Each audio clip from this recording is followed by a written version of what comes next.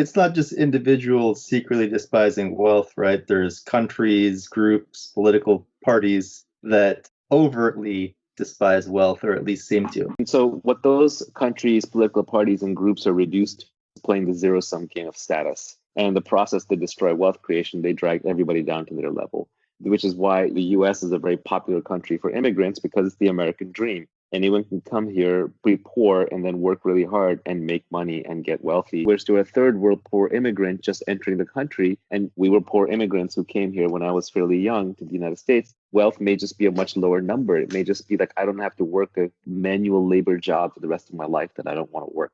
But groups that despise it will essentially bring the entire group down to that level. If you get too many takers and not enough makers, society falls apart.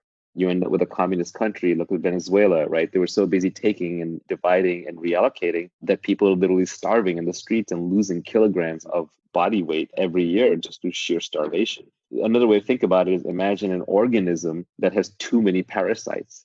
You actually need some small number of parasites to stay healthy. When the parasitic element gets too far out of control, you die. I'm talking about free minds and free markets, small scale exchange between humans that's voluntary and doesn't have an outsized impact on others. But I think that kind of wealth creation, if a society does not respect it, if a group does not respect it, that society will plunge into ruin and darkness.